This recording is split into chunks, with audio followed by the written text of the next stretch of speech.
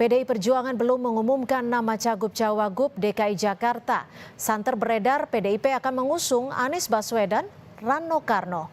Untuk membahas peluang PDI Perjuangan mengusung Anies, kita bahas bersama politisi PDI Perjuangan Seno Bagaskoro dan juga Direktur Eksekutif Trias Politika Agung Baskoro. Selamat petang Mas Seno, Mas Agung, terima kasih sudah bergabung bersama kami di Kompas Petang. Selamat sore Mbak Cynthia, Mas Seno. Selamat sore Mbak. Mas Agung, selamat sore. Ya. Mas Seno, Pak Anies udah bertemu dengan Bu Mega pagi tadi. Hasilnya seperti apa? Ya, pertemuannya kan terjadi tidak dengan Ibu Ketua Umum, tapi tadi ada foto yang beredar disampaikan sudah viral bahwa Pak Anies bertemu dengan Pak Rano Karno. Tapi kan beberapa hari yang lalu juga sudah ada pertemuan secara formal yang terjadi di DPD PDI Perjuangan Jatim. Jakarta maksud saya. Artinya apa? Artinya secara proses sebagai partai yang mengedepankan kelembagaan partai, proses komunikasi politik itu kami lakukan. Tidak hanya kepada Pak Anies secara eksklusif, tetapi di berbagai daerah, kalau ada tokoh eksternal partai yang masuk ke dalam radar, tentu harus melakukan komunikasi politik secara formal kepada kami. Dan tentunya sebagai partai yang berasas kaderisasi, kita punya dalam tanda kutip syarat-syarat tertentu. Tidaknya syarat-syarat yang itu berlaku secara umum, yaitu taat pada konstitusi, taat pada ideologi, taat kepada platform perjuangan partai, yang seharusnya semua partai pelopor melakukan itu. Sehingga tentu saja proses komunikasi itu membicarakan hal-hal semacam itu. Persoalan apakah keputusan rekomendasi diserahkan kepada Pak Anies atau bukan, itu ranah DPP partai. Oke. Tapi Pak Anies sudah bertemu dengan Bu Mega tadi pagi ya? Untuk mengkonfirmasi ya? Pertemuannya dengan Pak Rano yang viral. Oke. Nah, kalau tadi Pak Anies sudah berbaju kemeja merah, apakah memang tadi tidak jadi diumumkan atau memang belum terjadwal untuk DKI Jakarta hari ini? Belum terjadwal, karena kan masih ada setidaknya 11 daerah. Itu yang belum kami umumkan. Sudah ada 534 daerah dari 545 yang kami umumkan, dan kami bersyukur karena sekitar hampir 50% calon yang kami umumkan itu adalah dari seluruh calon yang akan bersaing itu kader PDI Perjuangan. Jadi masih tinggal 11, termasuk Jakarta, kemudian Jawa Timur, kemudian ada lagi Jawa Barat, termasuk kota seperti Solo juga belum. Mas Seno, kalau tadi Anies bertemu dengan Mas Rano gitu ya, tapi akan terjadwal tidak untuk bertemu dengan Bu Mega? Kalau nanti keputusan DPP partai adalah mengusung tokoh siapapun, apalagi Jakarta sebagai center of political gravity, pasti akan ada penjadwalan untuk bertemu dengan Ibu Ketua Umum. Tetapi nanti menunggu nama yang muncul yang final terlebih dahulu. Baik, saya ke Mas Agung. Mas Agung, kalau Anda membacanya, tadi sudah diumumkan beberapa nama bakal calon kepala daerah untuk beberapa daerah yang diusung PDI Perjuangan. Apa yang membuat PDI Perjuangan hingga saat ini belum mengumumkan nama untuk Jakarta?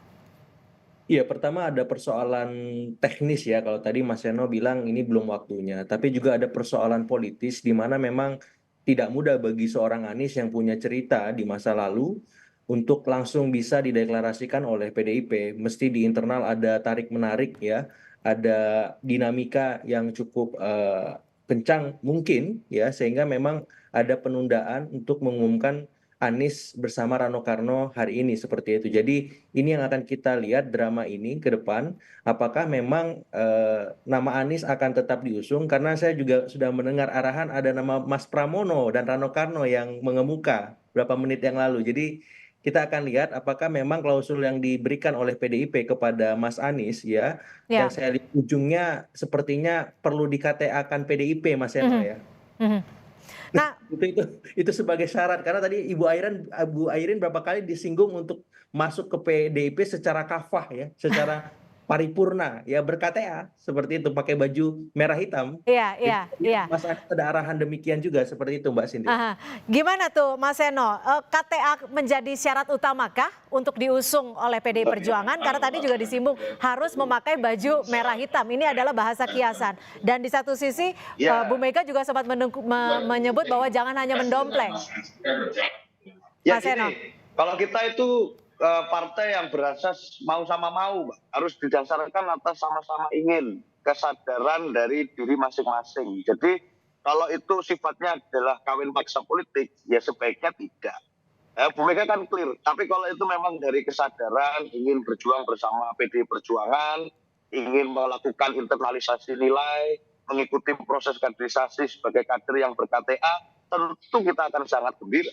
Tetapi kalau itu dipaksakan sebagai satu keharusan, wah enggak lah. Kita tidak mengharapkan ada paksaan bagi orang per orang tertentu. Apalagi di Jakarta, bukannya kenapa, tetapi kita melihat bahwa banyak sebenarnya nama-nama kader PDI Perjuangan yang memang berproses di PDI Perjuangan yang juga selalu muncul di survei.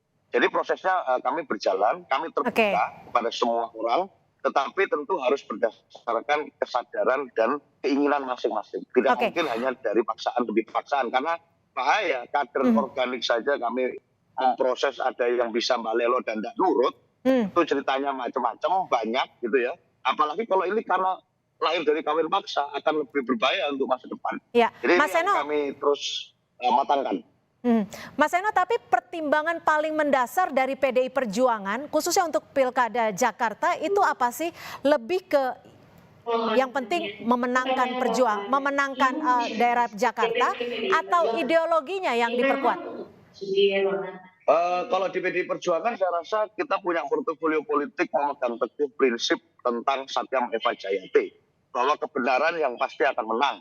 Dan itu bukan hanya persoalan how to win the election, tetapi juga persoalan bagaimana konsisten pada prinsip dan nilai-nilai yang kita selama ini punya komitmen untuk memegang teguh itu. Termasuk juga komitmen untuk how to govern yang baik. Memimpin Jakarta tentu butuh kemampuan yang multiple, kemampuan komunikasi yang baik dengan semua pihak, kemampuan melakukan kerja-kerja teknis birokratis. Itu yang tentu menjadi variabel. Komitmen terhadap kebinekaan, komitmen terhadap substansi nilai demokrasi, itu yang menjadi pertimbangan kami. Jadi bukan sekedar menang kalah.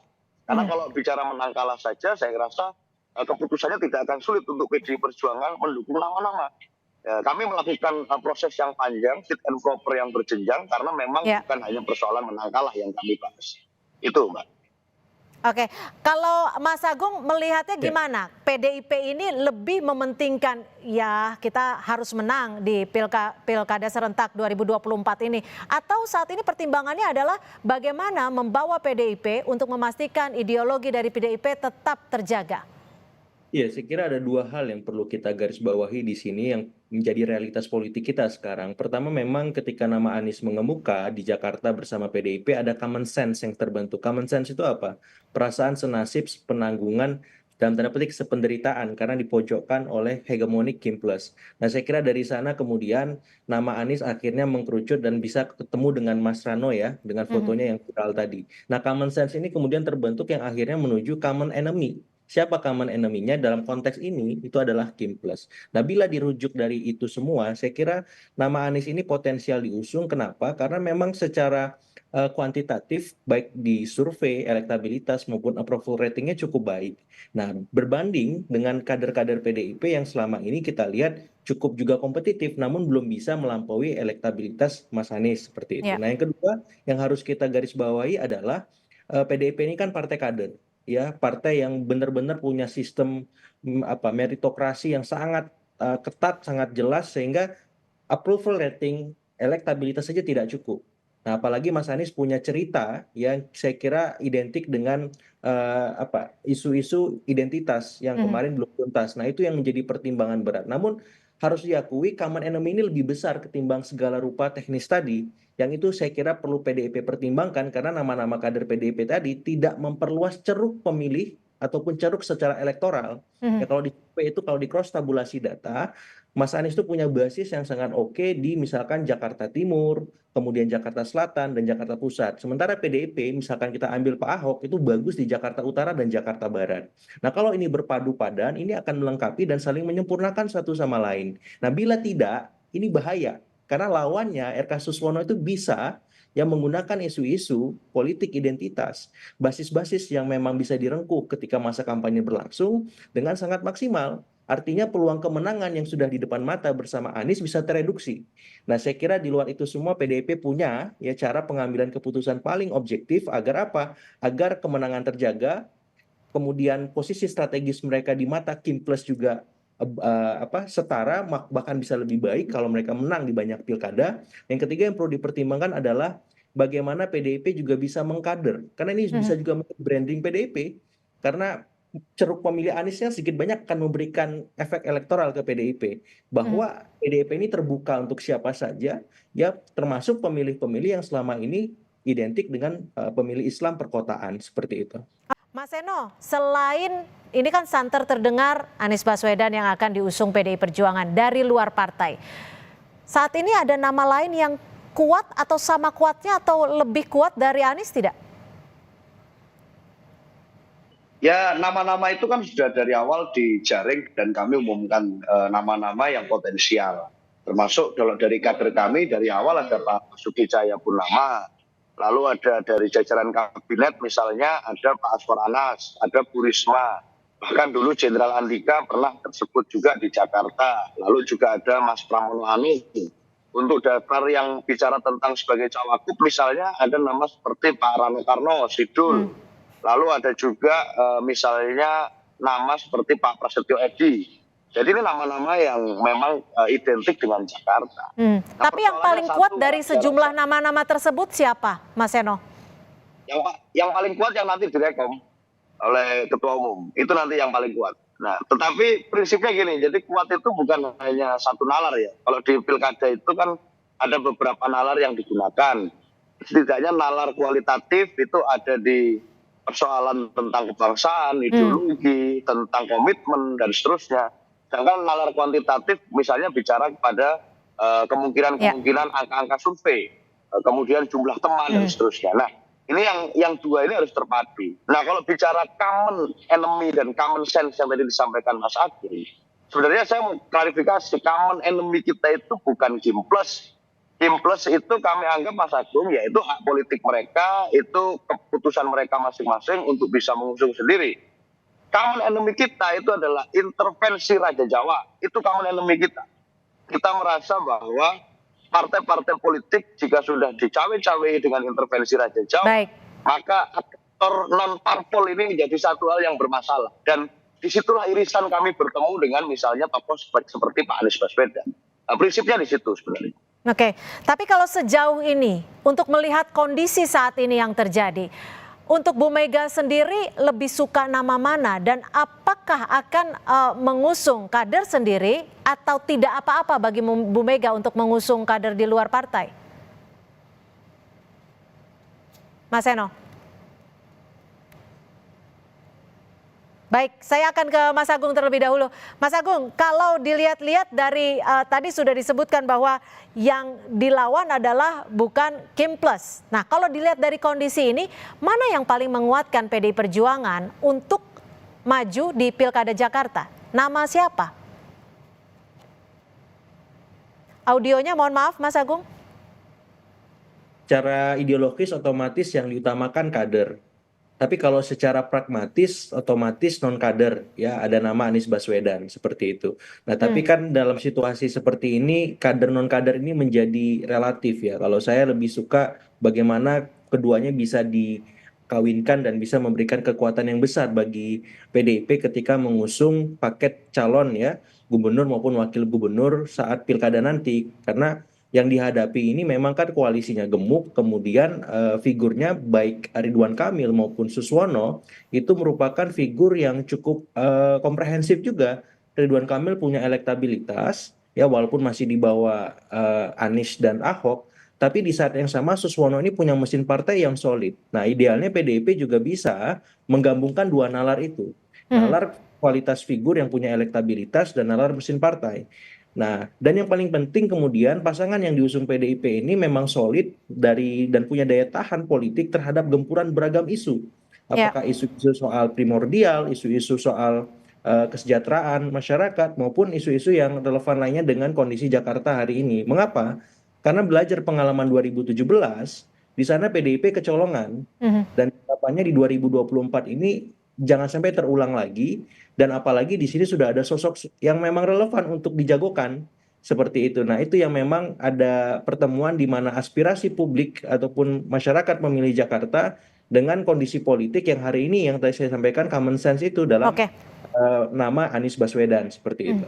Mas Eno, tadi sempat belum terjawab. Saat ini, melihat kondisi saat ini, PDI Perjuangan akankah mengusung kader sendiri atau Ibu Mega tidak apa-apa jika untuk Jakarta mengusung orang dari luar partai? Mas Eno, mohon maaf. Kolaborasi, kerjasama politik dengan tokoh-tokoh di luar internal partai itu juga bisa dilakukan sebagai bentuk terobosan dan kerjasama politik dengan pihak-pihak di luar internal. Di Jakarta apakah menutup kemungkinan? Tentu tidak. Ada potensi kami dapat mengusung kader dari luar atau dari dalam. Nah, persoalannya kan satu, kader internal kami itu nanti posisinya di calon gubernur, calon wakil gubernur, atau kedua-duanya. Nah, ini yang sedang kami tajamkan. Tetapi kami pastikan bahwa akan ada kader internal kami yang ikut berkontestasi di dalam Pilkada Jakarta. Bahwa namanya hari ini tentu kami masih belum bisa sampaikan. Kami tidak mau DCI Kerso, Ketua Umum sebagai yang memiliki kewenangan. Tetapi proses itu berjalan. Dan itu tidak menutup kemungkinan bagi siapapun untuk bisa bekerja bersama dengan PDI Perjuangan. Asalkan nurut dengan ideologi Pancasila, dengan konstitusi UUD 45, dengan platform partai, dan taat pada komitmen, tidak berubah-ubah. Kalau figur Anies Baswedan sesuai tidak dengan nurutnya PDI Perjuangan ini? Ya seperti yang tadi disebutkan, nurut dengan ideologi, platform dan lain sebagainya. Yang sedang kita bicarakan di DPP partai, artinya apakah nanti pengalaman panjang bicara tentang politik di Jakarta dengan pengalaman kita pernah berkontestasi dengan Pak Anies, itu tentu merupakan suatu pengalaman politik yang tidak boleh kita lupakan. Itu ada di dalam sejarah bangsa Indonesia. Tetapi kan setelah Pilgub kemarin, itu kita tidak berjalan di ruang hampa politik. Artinya ada peristiwa demi peristiwa yang susul menyusul, termasuk yang paling signifikan adalah Pilpres 2024. Dan di sanalah kita punya concern yang sama tentang politik melawan nepotisme, politik melawan semangat anti demokrasi, politik yang berusaha untuk menggunakan cawe-cawe intervensi kekuasaan Raja Jawa. Nah, concern-concern itulah yang kemudian menjadi irisan concern yang sama yang kita miliki misalnya dengan tokoh seperti Pak Anies. Jadi rasionalisasinya ada di sana. Tetapi kan menentukan calon pemimpin untuk Jakarta, memberikan rekomendasi partai itu tidak bisa hanya satu variabel. Variabel lain itu harus kami uji, sehingga tentu Jakarta menjadi salah satu daerah yang belum bisa kami umumkan hari ini. Prinsipnya di situ, Mbak. Oke, Mas Agung, ini kan kalau untuk melawan RK dan juga Suswono bisa dikatakan dibutuhkan figur yang cukup kuat untuk memenangkan kontestasi. Untuk melihat basis PKS sendiri yang cukup kuat di Jakarta, bagaimana sekiranya PDIP bisa bertaktik?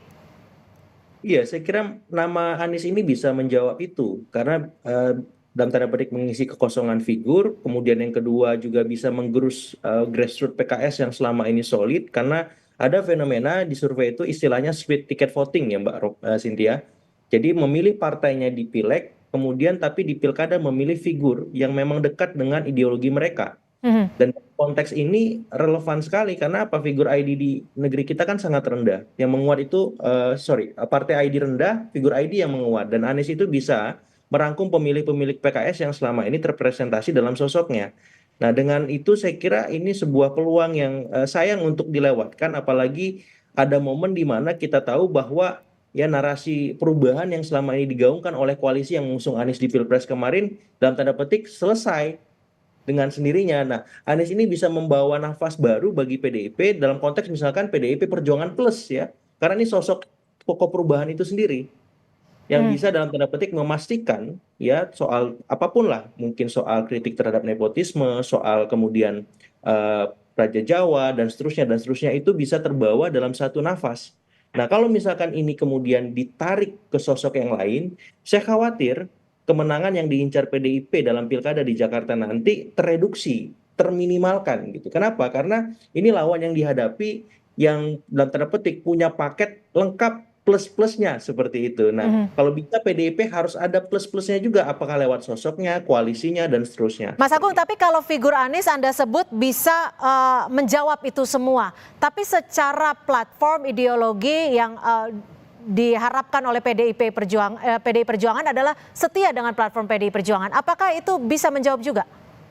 Iya, ini tinggal tergantung Anies ya. Apakah misalkan dalam tanda petik bahasa Ibu Mega itu nurut dengan aspirasi yang dibawa PDIP ataupun Ibu Megawati sebagai ketua umum pemilik mandat tertinggi di partai. Karena partai itu pasti punya aturan main. Dan selama ini kan Anies asik dengan independensi dan netralitasnya. Itu yang saya kira berapa kali dimention Ibu Mega ketika tadi ya menyerahkan rekomendasi khususnya ke Ibu Airin ya, berapa kali dinotis Ibu Airin supaya pakai baju merah hitam, Ibu Airin supaya berpihak dan seterusnya. Dan saya kira ketika saya mensimulasikan di sana ada Anies, maka ketika Anies masuk PDIP selesai itu barang. Oke, tapi kalau menurut Anda, hitung-hitungan Anda lebih mana yang menguatkan? Anies Rano atau Pramono Rano? Saya masih pilihan yang pertama ya, ada Aniesnya.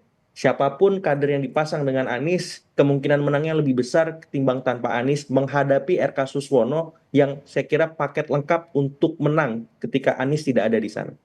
Oke, Mas Seno, melihat jawaban-jawaban ini dan juga perspektif ini, apa yang akan dilakukan PDI Perjuangan dan kapan tepatnya PDI Perjuangan akan mengumumkan nama? Ya secepatnya, yang pasti sebelum tanggal 29 berakhir pasti sudah kami umumkan nama.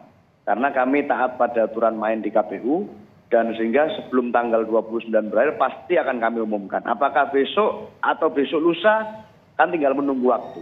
Tetapi saya kira sekarang sudah semakin jelas bahwa prinsip PDI Perjuangan ini seperti ini.